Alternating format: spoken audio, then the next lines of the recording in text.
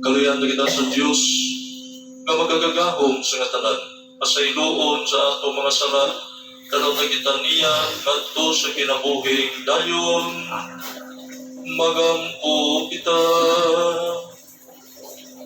O Ginoong Diyos namo, nangamuyo kami, nga sa imong panabang, magkugil na kami paglakaw, dinanian ang gugma, nga nagapasipot sa imong anak, pagtupyan siyang kaugalingon, tungod siyang gugma sa kalibutan, kiniya mong ipangayo. Pinagi sa among Ginoong Jesucristo, imong anak, nga buhi ug hari uban kanimong sa Espiritu Santo. Diyos nga usa, hangtod sa kahangturan.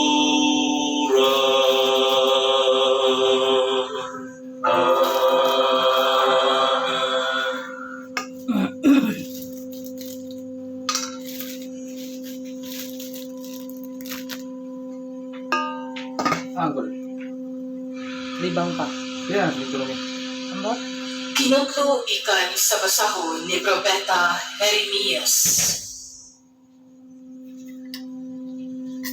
Nagingon ang Ginoo, taliabot ang panahon nga maghimo ako bag-ong kasabutan uban sa katawhan sa Israel ug sa Huda.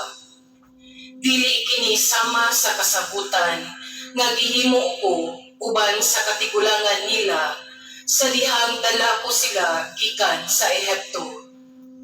Wala nila tumana ang maong kasabutan, bisan ug ako ang ilang Ginoo. Ako ang Ginoo, ang nagsulti niini. Inig-abot ni adtong panahona, mao kini ang kasabutan nga himuon ko uban sa katawhan sa Israel. Ibutang ko ang akong sugo sa ilang kaisipan ug isulat ko sa ilang kasing-kasing. Ug mahimo ako nga ilang Dios ug sila akong katawhan. Ako ang Ginoo, ang nagsulti niini. Dili na kinahanglan nga tudloan ang usa ka tawo sa iyang katagilungsod bahin sa pagila sa Ginoo. Kay silang tanan, makaila naman kanako, gikan sa labing timawa, ngadto sa labing inila. Pasayloon ko ang ilang mga sala, ug dili ko na hinumduman ang ilang mga kasaypanan. Ako ang Ginoo, ang nagsulti niini.